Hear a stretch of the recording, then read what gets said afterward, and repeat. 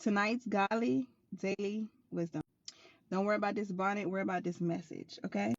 Let me tell you something about how God just gave me a revelation of a promise. So God gave me a new vehicle back in February, right? Well, long story short, I was super excited. Everything was going well. All hell broke loose. I got fired from my job. You see where we going? Well, when I got this car, immediately I named her Promise because this car represents the promises of God to me. God promised me some things in his word, just like he's promised you. His promises and his promises, right?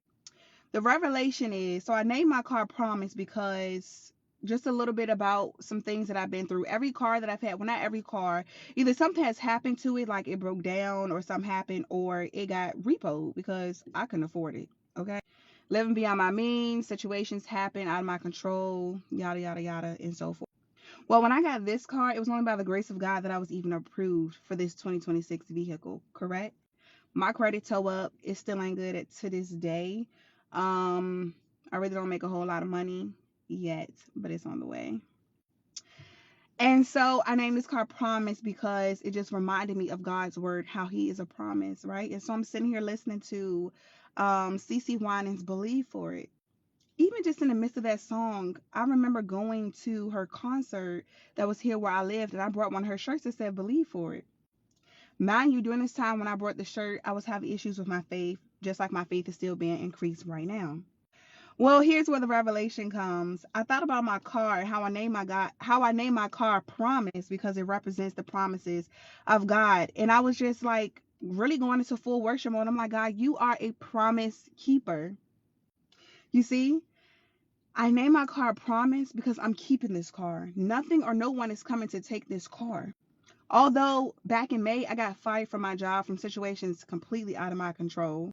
So you know how that goes. No money to pay on the car, yada, yada, yada, and so forth. But guess what? I'm here to testify today that I still have my vehicle. And God has been keeping me while things don't look the way I want it to look. God is reminding me in this moment, Leah, I am a promise keeper. Okay? It doesn't matter what you do or what happens. My word is my word, and my promises is my promises. God said they might have came and got them other vehicles and them other things that you had, but you named your car Promise. I gave you that vehicle, and guess what? You're going to keep it because I'm a promise keeper. I don't know who needed to hear that today, but it really just shook my spirit and it really just made me so excited. Like, wow, this is really you, Father, like the way you're moving and the way he's showing himself in my life. And I just wanted to come on here and be an encouragement to you today because maybe you're struggling. Maybe you're going through some things and maybe you're doubting because you did this or you did that or this got taken or that got taken. Guess what? God is a promise keeper. It don't matter what you're going through. It don't matter how hell is breaking through in your life. God is a promise keeper. God says to find a promise in his word that you can stand on and know that he is a keeper of his promises. As long as you believe for it. Because guess what? God said it and it is done.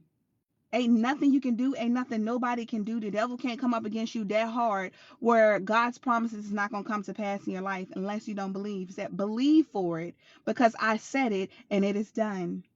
That is tonight's daily godly wisdom. I hope you was encouraged. I hope you was motivated. And I hope you know that God is a promise keeper. Okay?